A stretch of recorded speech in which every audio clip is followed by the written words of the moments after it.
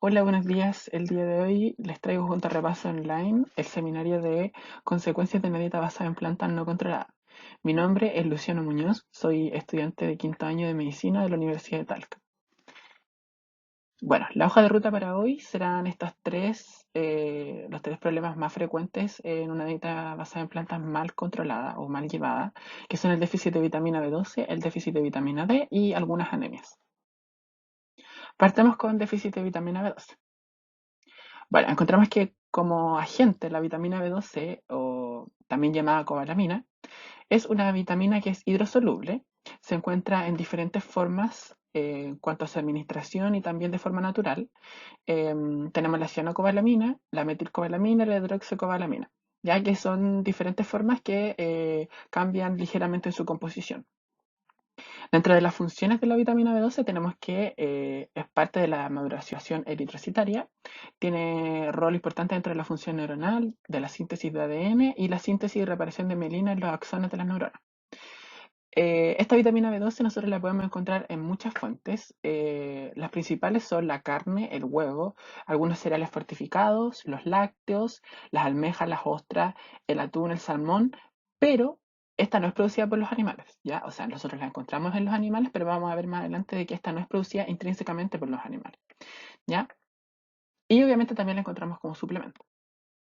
En esta diapositiva nos encontramos dos cuadros que son sumamente importantes con respecto a la síntesis y la absorción de la vitamina B12.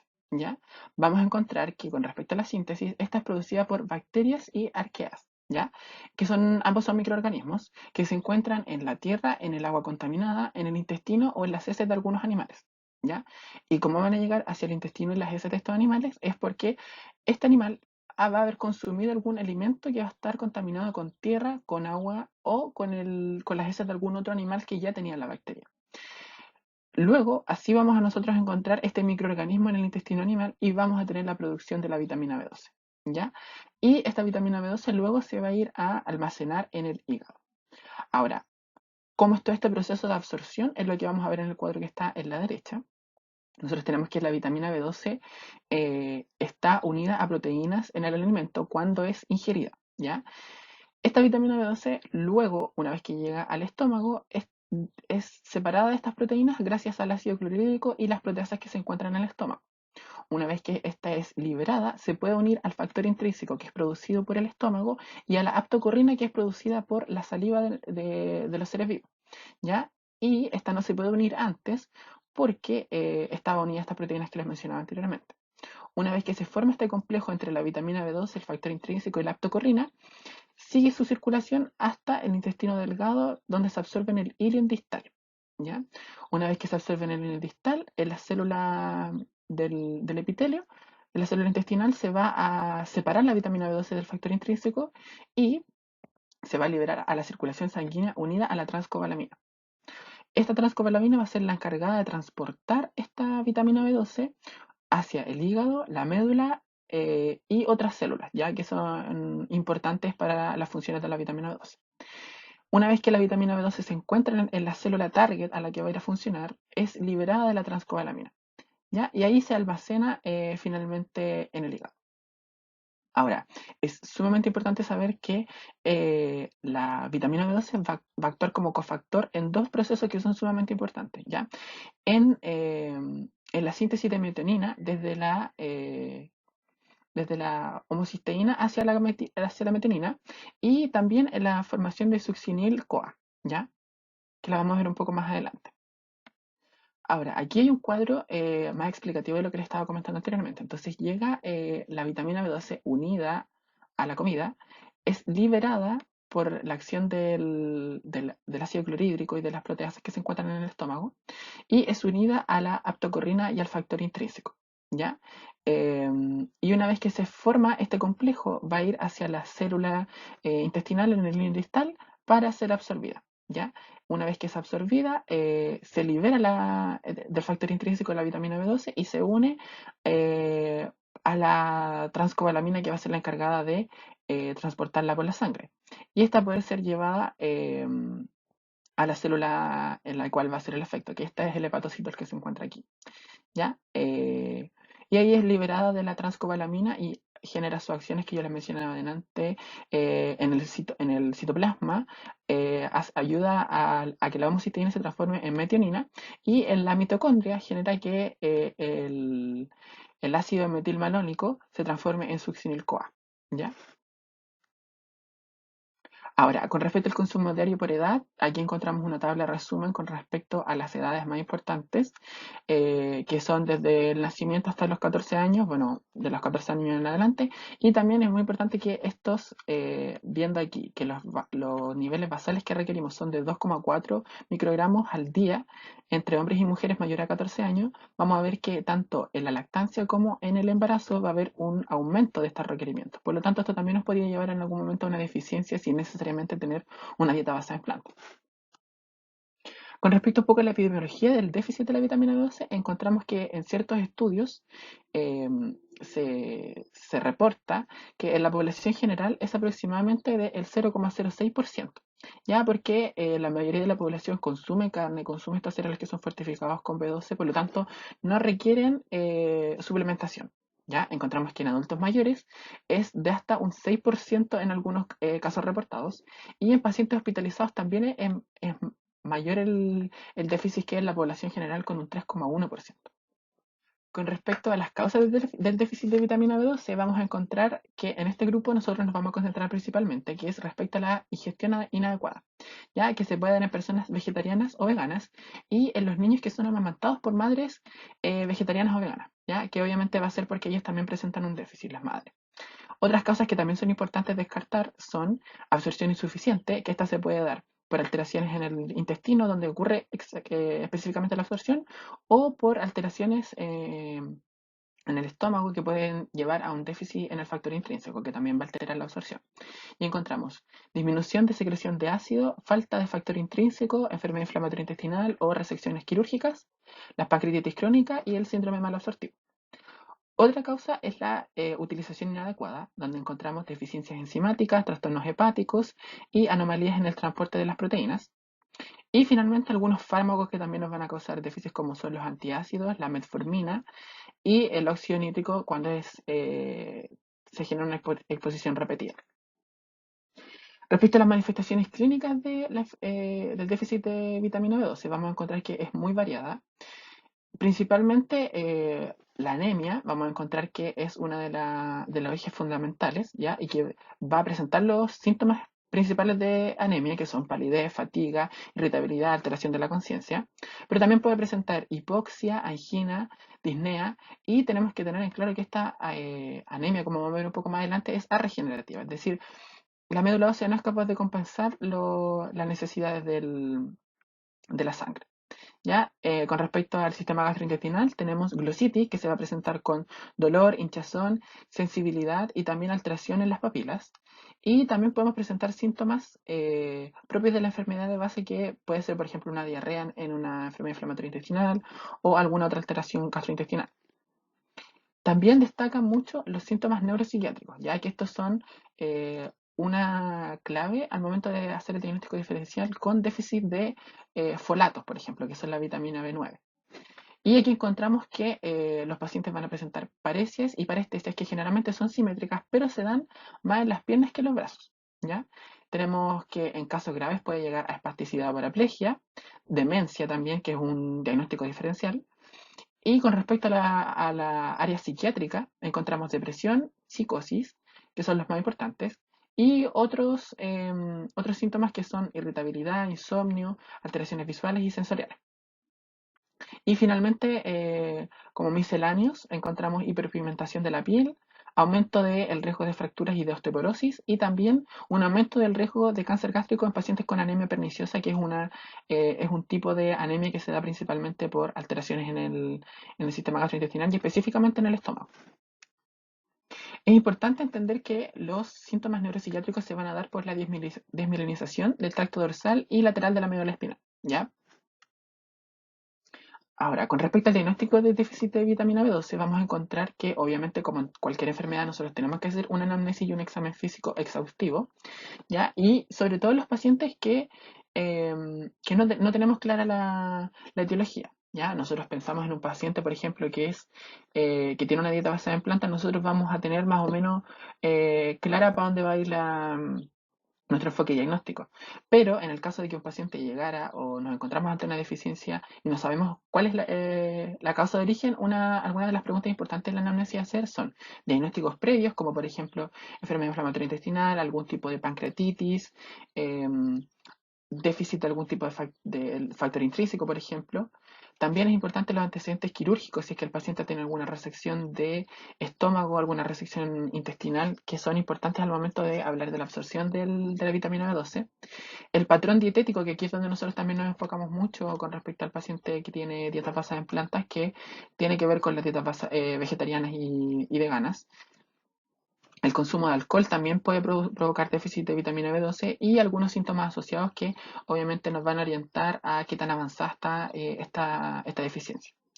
Ya, con respecto al examen físico, tenemos que hacer un examen físico general completo, pero siempre teniendo en consideración los sistemas gastrointestinal, sistema dermatológico, hepatosplenomegalia y linfadenopatías que nos podrían orientar a que quizás la causa del déficit no es tanto de un déficit en la dieta, sino que puede ser algún otro tipo de patología. Y siempre obviamente el neurológico, que es importante para hacer el diagnóstico diferencial con el déficit de folatos. Con respecto al hemograma, vamos a encontrar una anemia, que es anemia megaloblástica macrocítica. Y aquí podemos ver justo abajo sale eritrocitos macrocíticos con una BCM mayor a 100 femtolitros. Vamos a tener también una leucopenia y una trombocitopenia, porque generalmente, eh, obviamente si es que no hay B12, que es importante para la síntesis de ADN, para la maduración eritrocitaria, no vamos a tener tampoco síntesis de ADN para estas células y por lo tanto puede generar en algún momento en estado más avanzado una pancitopenia, que es la disminución de todas las líneas de todas las líneas celulares de la sangre. También tenemos que tiene un recuento bajo de leucocitos y es por lo mismo, porque como hay una síntesis disminuida de ADN, la médula no es capaz no es capaz como de contrarrestar esta anemia, por lo tanto hay una baja eritropoyesis por parte de la médula. ¿Ya? Y también tenemos que es característico de la deficiencia de B12 es los neutrófilos hipersegmentados. Ahora, con respecto a los niveles séricos de B12, también es una forma importante de hacer el diagnóstico, obviamente. Es el siguiente examen después de que un paciente tiene toda la clínica y las manifestaciones en el hemograma de un déficit de B12. Y nosotros le vamos a tomar idealmente en pacientes que tienen alteraciones gastrointestinales, consumo de alcohol o dieta privada de B12, que son las características clínicas, por lo menos, más importantes respecto al déficit de B12. Ahora, si estos se encuentran normales, es importante buscar otra causa, ¿ya? Alguna causa que nosotros no hayamos considerado previamente. Y si es deficiente, obviamente tratar y después de tratar, buscar, o paralelamente al tratamiento, buscar la causa del déficit, ¿ya? Buscar la etiología como tal. Y también tenemos el ácido metilmalónico y la homocisteína. La medición de los niveles en sangre de estas dos moléculas son importantes porque, como dijimos anteriormente, son los sustratos eh, donde va a ir a actuar la vitamina B12 para transformar, en el caso del ácido metilmalónico, lo va a transformar en succinil-CoA y en el caso de la homocisteína lo va a transformar en metionina. Por lo tanto, si estos se encuentran elevados, va a significar que la B12 no está actuando como cofactor, por lo tanto no se están produciendo los otros metabolitos necesarios y se están acumulando estos metabolitos que son previos a la acción de la vitamina B12. ¿Ya? Eh, Estos se toman únicamente cuando los resultados anteriores, como son los niveles séricos de B12, el hemograma y la clínica, no son concluyentes. Ya vamos a ver un cuadro un poquito más adelante. Y generalmente los valores son laboratorio dependientes, o sea, no podemos establecer un valor como único para descartar o afirmar que tiene un paciente en déficit de B12. ¿Ya? Y aquí encontramos lo que podemos ver en el flujo de la sangre periférica de un paciente con déficit de B12. Y encontramos por un lado los eritrocitos macrocíticos, que son estos eritrocitos que son más grandes de lo normal. Y encontramos también estos eritrocitos en lágrima, que también son súper característicos del frotis sanguíneo de un paciente con déficit de B12. Y por otro lado encontramos el neutrófilo hipersegmentado, que también es sumamente característico de los pacientes con déficit de B12. Entonces, estas son ambas cosas que nosotros vamos a encontrar reportadas en el flutis de sangre periférica. Ahora, con respecto al diagnóstico como tal, o sea, qué es lo que nosotros tenemos que hacer de forma secuencial, encontramos que primero tenemos que evaluar a nuestro paciente, por supuesto, ver cuáles son sus características y si es que tiene alguna de estas, nosotros podemos orientar a que tiene un déficit de B12, como por ejemplo una condición de base o una dieta asociada con la deficiencia de B12. Anemia macrocítica con un bajo recuento de reticulocitos, una pancitopenia, que puede ser leve a moderada, neutrófilos hipersegmentados y anomalías neuropsiquiátricas no explicadas, ¿ya? Que no tienen una explicación de base. Nosotros con esto vamos a medir la cantidad o los niveles séricos de vitamina B12 y de vitamina B9, que son los folatos. Y ahí este es un cuadro no tan solo para la vitamina B12, sino que para hacer también un diagnóstico diferencial con los folatos. Una vez que nosotros encontramos una vez que nosotros medimos estos niveles, que están acá por lo demás los de la vitamina B12, que son los de esta presentación los más importantes, tenemos que un déficit se va a ver cuando haya menos de 200 picogramos por ml. Después tenemos que en el límite o borderline, que se dice en inglés, está entre 200 a 300 picogramos por ml. Y en el caso de que esté normal, va a estar mayor a 300 picogramos por ml. ¿Ya? Cuando estos niveles de vitamina B12 y de folatos estén en los valores normales, nosotros vamos a descartar algún tipo de deficiencia, ¿ya? En el caso de que uno de los dos esté bajo, nosotros vamos sí o sí a diagnosticar déficit de vitamina B12 o de folato. O sea, ya estamos claros que de por sí hay una deficiencia, ¿ya? Y en el caso de que alguno de los dos nos salga así como en el límite, como que no está muy claro si está normal o si está en déficit, nosotros vamos a medir los resultados de el ácido metilmalónico y de la homocisteína. Ya que aquí también se los puse en español, pero está aquí también explicado es lo mismo. ¿Ya? En el caso de que el ácido metilmalónico esté aumentado y la homocisteína también esté aumentada, nosotros vamos a diagnosticar déficit de vitamina B12 por sí sola, no de folatos y de vitamina B12, sino que cuando ambos están aumentados, solo es déficit de vitamina B12. ¿Ya? En el caso de que esté el ácido metilmalónico normal y la homocisteína esté aumentada, vamos a encontrar que hay un déficit de folatos. ¿Ya? ¿Y esto por qué se da? Porque los folatos también son importantes dentro de la síntesis de la metionina a partir de la homocisteína. Por lo tanto, si hay déficit de folato, también va a estar aumentada la homocisteína. ¿Ya? Y finalmente, si tenemos el ácido metilmalónico y la homocisteína normales, vamos a descartar un déficit de vitamina B12 o de folato. Ahora, con respecto a los diagnósticos diferenciales del déficit de vitamina B12, los dos más importantes son el síndrome mielodisplásico y el déficit de folato, ¿ya? Estos son donde nosotros vamos a enfocar nuestro diagnóstico diferencial, ¿ya? Otros diagnósticos diferenciales importantes que también pueden darnos una anemia megaloblástica son el etilismo, la hepatopatía, el hipotiroidismo y algunas enfermedades metabólicas hereditarias. Con respecto al tratamiento del déficit de vitamina B12, vamos a tener aquí algunas generalidades. Con respecto a la urgencia con la que nosotros tenemos que tratar la deficiencia, todas se tratan, todas las deficiencias de B12 se tratan, pero hay algunas que tienen que tratarse un poco más rápido, no necesariamente con más dosis, pero más rápido, porque pueden generar repercusiones irreversibles, ¿ya? Como son, por ejemplo, la anemia y las alteraciones neuropsiquiátricas sintomáticas. Y esto se da porque las alteraciones neuropsiquiátricas, cuando son sintomáticas, ya nos van a hablar de un defecto que se está generando por el déficit de vitamina B12 y que es irreversible. Incluso si nosotros mejoramos el déficit, no se van a revertir las alteraciones neuropsiquiátricas, ¿ya? El embarazo, porque puede generar alteraciones en el desarrollo del feto. ¿Ya? Y en pacientes pediátricos porque también puede tener alteraciones malformativas en los niños porque están en su periodo de desarrollo. Ahora, con respecto a la vía de administración, vamos a tener que, con respecto a los pacientes que son sintomáticos, idealmente hay que hacerlo con intramuscular, ¿ya? Pero una vez que ya esté pasada la fase sintomática, nosotros podemos volver a la vía oral. En los pacientes que tienen mala absorción se debe preferir la vía intramuscular, ¿ya? Pero también se puede utilizar la vía oral o la vía sublingual en altas dosis, pero lo más recomendado es la vía intramuscular, ¿ya? Y en pacientes con deficiencia dietaria, generalmente se hace a través de vía oral para los pacientes que no tienen alteraciones en la absorción, ¿ya?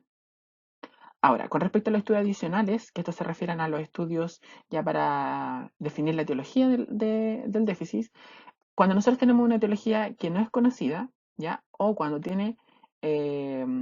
un paciente tiene anemia perniciosa, es necesario hacer estudios adicionales, ¿ya?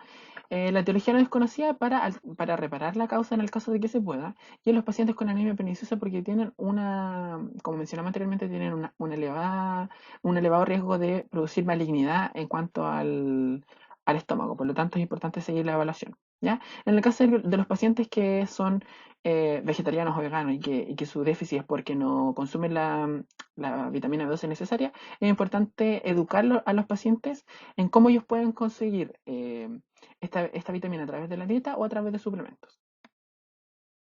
Y esta es la dosis que se administra en el caso de deficiencia. Ya vamos a tener que hay bastantes presentaciones, ya vía oral, vía intranasal, vía intramuscular, sublingual, subcutánea profunda. Ya, pero las que son más utilizadas son la vía oral y la intramuscular.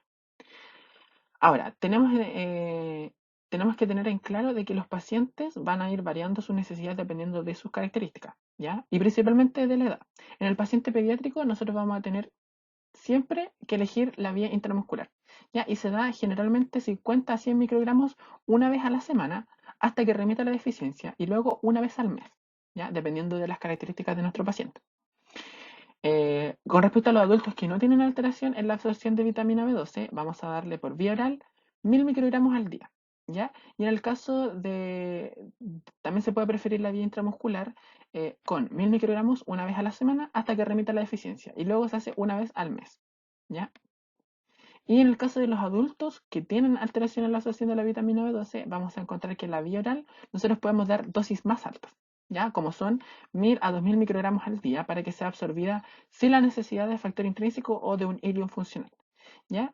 Y la clásica que es la vía intramuscular que tiene el mismo dosaje de los adultos que no tienen alteración de la absorción, ¿ya?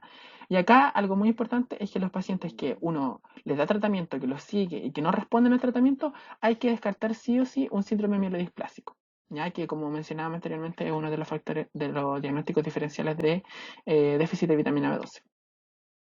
Ahora, ¿cuál es la prevención para el déficit de vitamina B12 en los pacientes que son vegetarianos o que son veganos? Suplementarse. Sí o sí es estrictamente necesario suplementarse en el caso de que no estén adquiriendo los niveles necesarios de B12 por la dieta. Y ahí esto siempre se hace a través de un nutriólogo, de alguna nutricionista, de algún profesional que esté capacitado para dar las indicaciones médicas necesarias y que obviamente puede ir evaluando constantemente a los pacientes con hemograma, con cinética de fierro, etcétera. Y obviamente las personas que somos vegetarianas o que son veganas necesitan sí o sí al menos una vez al año una evaluación de sus parámetros nutricionales para ver cómo están con respecto a sus deficiencias, ¿ya? Cómo están llevando la dieta y si es que se necesita algún tipo de suplementación. Ahora, pasando al déficit de vitamina D, nos encontramos con que la vitamina D es una vitamina liposoluble, a diferencia de la vitamina B12 que era hidrosoluble, que se encuentra en dos tipos de formas. Está la vitamina D2, que es el ergocalciferol, y la vitamina D3, que es el colecalciferol, ¿ya? Sus valores normales en el cuerpo humano son entre 20 a 40 nanogramos por ml, o también en otra forma de medida que son entre 50 a 100 nanomol por litro, ¿ya? Esta vitamina requiere de su activación para funcionar. ¿Y cuáles son sus funciones? Absorción intestinal del calcio, control de niveles séricos de calcio y fósforo, mineralización adecuada, crecimiento y remodelación ósea, ¿ya? Y las fuentes principales son la exposición al sol, la dieta obviamente y los suplementos. Ahora, con respecto a la absorción de la vitamina B12 encontramos que es un mecanismo pasivo, ¿ya? Pero también tiene una dualidad con un mecanismo que está asociado a proteínas de membrana en la célula intestinal. Esta va a ser potenciada por las grasas en el intestino, pero si no hay grasa también se va a absorber la vitamina D, ¿ya? En ese sentido no hay problema. Y los factores como la edad y la obesidad van a alterar su absorción. Con respecto a la activación y también a la absorción de la vitamina D, vamos a tener que esta se va a encontrar en la dieta o en los suplementos como colecalciferol o ergocalciferol y que a través de la exposición solar nosotros vamos a tener que este compuesto llamado 7-dehidrocolesterol se va a transformar en colecalciferol, ¿ya?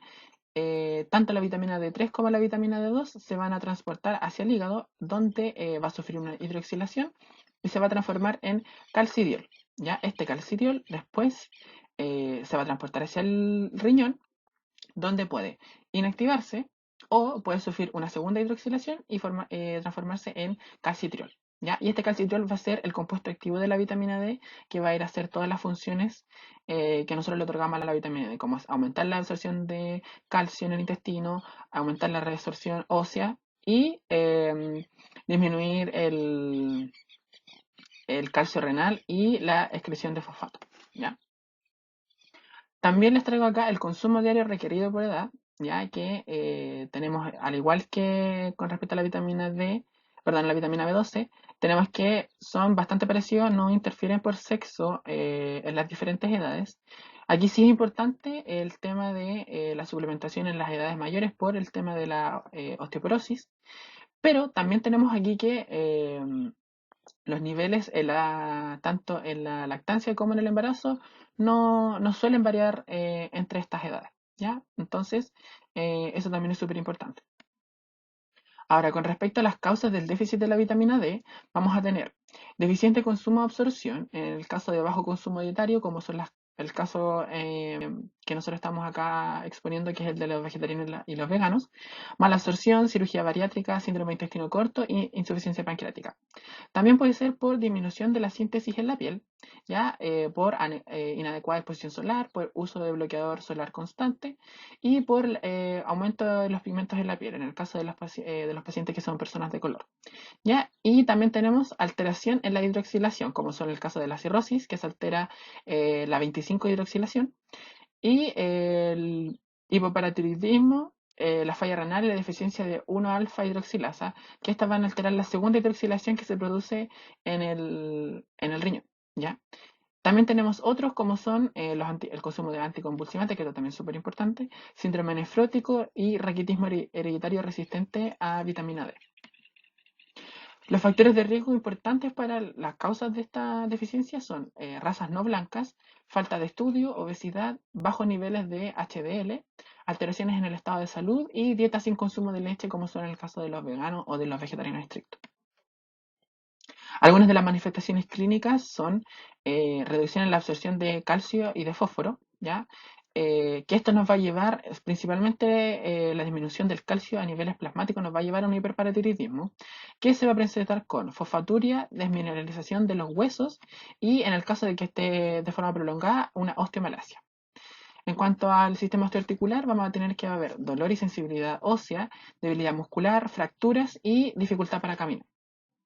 Y en pediatría, que no es nuestro caso más importante en este seminario, pero sí es importante tener en cuenta, se va a presentar con hipocalcemia, hipofosfatemia, raquitismo y osteomalacia, ¿ya? Por lo tanto, es importante prevenir los déficits de vitamina D, sobre todo en las madres que son vegetarianas o veganas, para que ellos le puedan transmitir a través de la lactancia materna exclusiva o segura estas vitaminas a sus hijos. Con respecto al diagnóstico de déficit de vitamina D, tenemos obviamente que hacer una anamnesis y un examen físico detallado. Con respecto a la anamnesis, consultar por exposición solar diaria, consumo dietario, en el caso de los pacientes con dietas vegetariana o vegana, y signos y síntomas de raquitismo o de osteomalacia. Con respecto al examen físico, hacer siempre un examen físico detallado, completo, por todos los sistemas, pero siempre teniendo en cuenta el gastrointestinal y el articular, en este caso particular, que son los más afectados. La radiografía no es quizás el primer examen que nosotros vamos a pedir cuando sospechamos un déficit de vitamina D, pero es importante entender y saber que hay cambios óseos que van a preceder a la clínica, que se van a presentar en la radiografía. Ya en el caso del raquitismo, pérdida del contorno nítido del radio y del cúbito, forma de copa y rarefracción puntiforme e irregular, en estos mismos huesos que son los principales que se evalúan en cuanto al raquitismo. Y en los adultos, disminución de la columna, de la pelvis y de los miembros inferiores. Ahora, en un paciente que nosotros sospechamos vitamina D, déficit de vitamina D, es importante medir los niveles séricos de su metabolito activo. ¿Ya? Y se hace esto en los pacientes de riesgo, como son personas de color, personas obesas, en caso de consumo de anticonvulsivantes, personas hospitalizadas o institucionalizadas, osteoporosis, exposición solar insuficiente o mala absorción. ¿Ya? Porque no se ha visto que sea necesario hacer un screening de este metabolito ni en la población general ni en el embarazo. ¿ya? Y aquí encontramos los valores normales o sea, los valores en general de este metabolito, ¿ya? Que los más importantes son en el caso de la deficiencia, que son menores a 12 nanogramos por ml, y en el caso de la insuficiencia, que es como ahí al límite también, como veíamos anteriormente, entre 12 a 20 nanogramos por ml, ¿ya? Con respecto a su tratamiento, encontramos que la vitamina D3 como la D2 se encuentran en diferentes formas de administración, ¿ya? Y diferentes preparaciones, pero siempre tenemos que preferir la D3 por sobre la D2 porque tiene una mayor biodisponibilidad, ¿ya? Ahora, la D3 se puede encontrar en cápsulas y en nuestro país también está en forma líquida, ¿ya? Estas se toman una vez a la semana, son aproximadamente 10 gotitas, pero siempre va a depender obviamente del dosaje. Y la vitamina D2 también se encuentra en cápsulas y en forma líquida. Ahora, con respecto a la vía de administración, esto es lo mismo que en el déficit de vitamina B12. ¿Ya? En el caso de pacientes que tengan, que sean sintomáticos de la deficiencia, hay que preferir la vía intramuscular. ¿Ya? Y después se puede cambiar a vía oral en caso de cómo vaya siendo la evolución del paciente. En los casos de mala absorción, se debe preferir la vía intramuscular y se pudiera utilizar la vía oral o sublingual en altas dosis. Y finalmente, en pacientes que tengan déficit por dieta, también hay que preferir la vía oral en el caso de que no tengan alteraciones de la absorción. ¿Ya? Con respecto al dosaje, vamos a tener que, obviamente, va a depender de los niveles basales de vitamina D, la capacidad absortiva del paciente, la capacidad de hidroxilación del paciente y la presencia de determinantes genéticos. ¿Ya? Con respecto a las características del paciente, tenemos que a diferentes niveles del metabolito activo nosotros vamos a tener diferentes dosis de vitamina D, ¿ya? En los pacientes que tienen una deficiencia establecida, vamos a iniciar con 50.000 unidades, perdón, una vez a la semana por 6 a 8 semanas. Y de continuación, después de 3 meses, vamos a evaluar cómo está el paciente y después vamos a dejar 800 unidades de vitamina D de 3 al día. ¿Ya? En los pacientes que tienen mala absorción, por ejemplo, vamos a dejar dosis más altas también por lo mismo, ¿ya? Porque necesitamos que sea una absorción importante, ¿ya? Y en el caso de que persista la deficiencia a nivel de, una vez cuando nosotros hacemos el seguimiento después de los 3 meses eh, con los mismos niveles del metabolito activo, vamos a necesitar obviamente tratar de suplir esta deficiencia con los metabolitos hidroxilados ya de la vitamina, ¿ya? Porque puede ser que tenga alguna alteración de la hidroxilación en el paciente. Y nuevamente, ¿cómo prevenimos nosotros el déficit de vitamina D en los pacientes vegetarianos o veganos? Con la suplementación adecuada, responsable, basada en evidencia, obviamente, y a cargo de un profesional de la salud que sea responsable y que tenga la capacidad de guiar a un paciente en una dieta vegetariana vegana. Ahora, finalmente, vemos algunos tipos de anemias que son principalmente características de los pacientes vegetarianos y veganos. Pero antes, un pequeño resumen de las anemias, ya que es la disminución de la hemoglobina o del hematocrito y del recuento de hematías en sangre mayor a 2 desviaciones estándares de lo normal. Quedamos igual. ¿Qué es eso? ¿Ya? Y de forma ya un poco más objetiva podemos verlo a través de la hemoglobina. Ya se puede clasificar en leve cuando la hemoglobina está entre 10 a 12 gramos por decilitro en las mujeres y entre 10 a 13 gramos por decilitro en los hombres. Eh, Moderada cuando está entre 8 a 9,9 gramos por decilitro. Grave cuando está entre 6,5 y 7,9 gramos por decilitro. Y ya estamos hablando de riesgo vital cuando el paciente tiene menos de 6,5 gramos por decilitro de hemoglobina. ¿Ya? Las anemias también se pueden clasificar según su tamaño, gracias a la BCM, ¿ya? El volumen corpuscular medio, que su valor normal es de 80 a 100 femtolitros. Y nosotros podemos clasificar aquí la anemia según los valores de la BCM, ¿ya? Que puede ser microcítica en caso de que sea menor a 80 femtolitros, normocítica en caso de que sea entre 80 y 100, y macrocítica en caso de que sea mayor a 100 femtolitros. Seguimos con clasificaciones. Ahora podemos clasificarlas según su color, que va a estar dado por la masa de la hemoglobina contenida en el eritrocito, ¿ya? O la HCM. ¿Ya? Y sus valores normales son entre 27 a 31.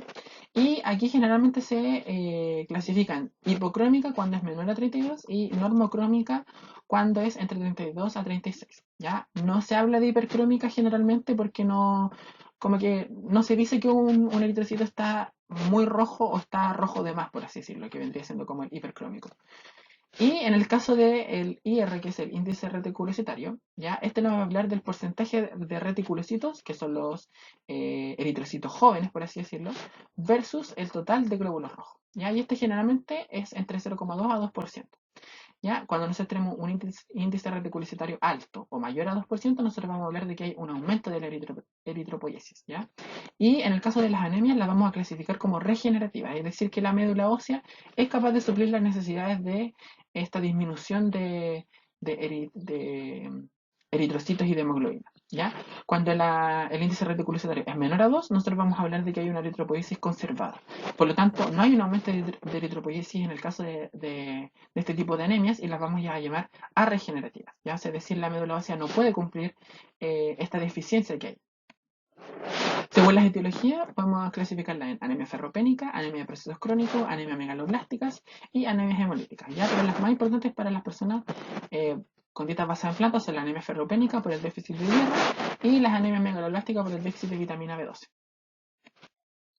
Con respecto a las manifestaciones clínicas generales de una anemia, tenemos cardiovascular, taquicardia, soplo, angina, disnea de esfuerzo y claudicación intermitente, ¿ya? Con respecto a los síntomas generales, tenemos palidez y tinnitus. Y respecto al sistema osteoarticular, tenemos sensibilidad y o dolor óseo, calambre nocturno y fatigabilidad. Ahora, estos síntomas clínicos van a depender de la magnitud, de la rapidez y de la evolución de la anemia, de la causa de base de la anemia y de los mecanismos compensatorios que tenga nuestro paciente, ¿ya? Ahora, con respecto a la aproximación de la anemia, lo primero que nosotros deberíamos ver, y esto es como un torpedo, por así decirlo, es la BCM, ¿ya? Y nosotros vamos a clasificarla según sea microcítica, normocítica o macrocítica.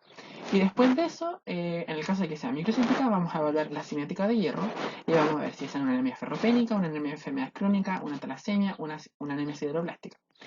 Y así lo mismo con si es normocítica, vamos a evaluar el índice reticulocitario.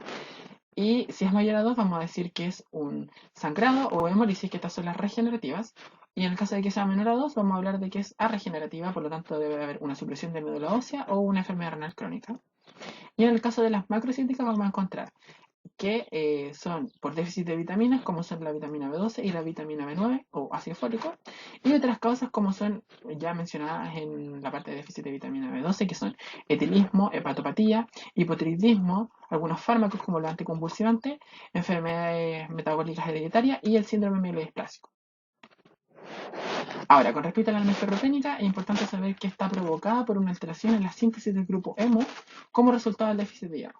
¿Ya? Es la forma más frecuente de anemia en el mundo, en la población general, y es importante saber que es microcítica hipocrónica, ¿ya?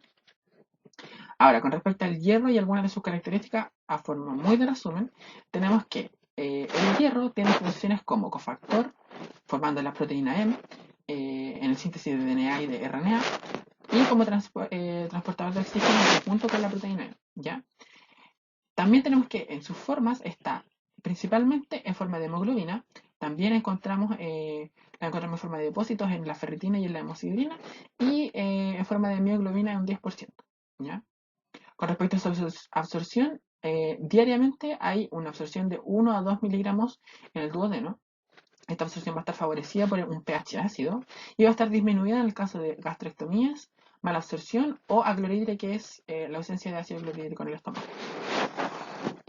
Con respecto a sus dos moléculas más importantes son la ferritina, ya que la ferritina es la principal molécula, la principal proteína que va a ser la almacenadora, la transportadora y liberadora de hierro. ¿Ya? Entonces nosotros cuando evaluamos la ferritina evaluamos los depósitos de hierro.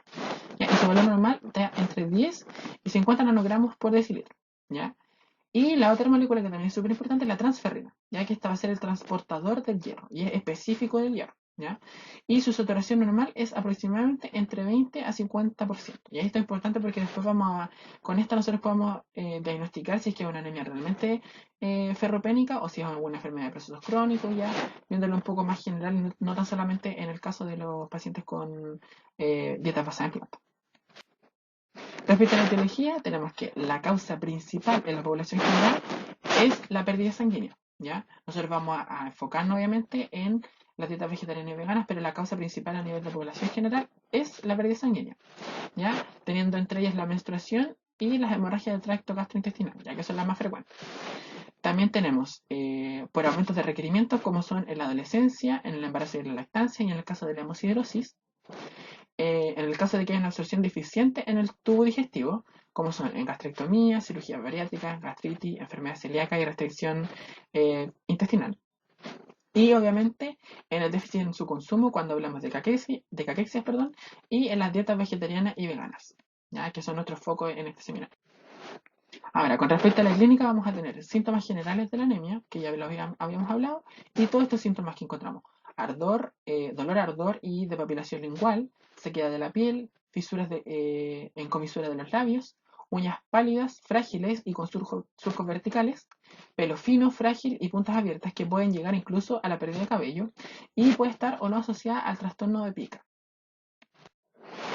Su diagnóstico se va a hacer, como siempre, a través de una anamnesis y un examen físico completo, evaluando sexo, edad, tipo de dieta, antecedentes médico-quirúrgico y si es que la paciente está embarazada, podemos pensar también en un aumento de los requerimientos. Por lo tanto, hay que evaluarlo en las pacientes en edad fértil.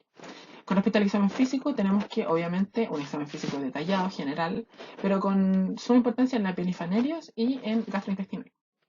En el hemograma vamos a encontrar una anemia microcítica hipocrómica, una trombocitosis reactiva, anisocitosis, que es la diferencia de tamaños en los eritrocitos, la poiquilocitosis, que es la diferencia de forma de los eritrocitos, y los eliptocitos, ¿ya?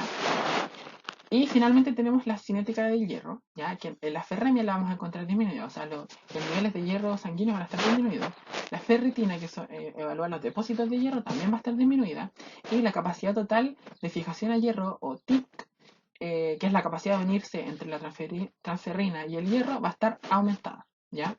Esto va a suceder porque no hay hierro disponible, por lo tanto va a haber más disponibilidad en la proteína para unir hierro, pero no hay, por lo tanto por eso no lo vemos.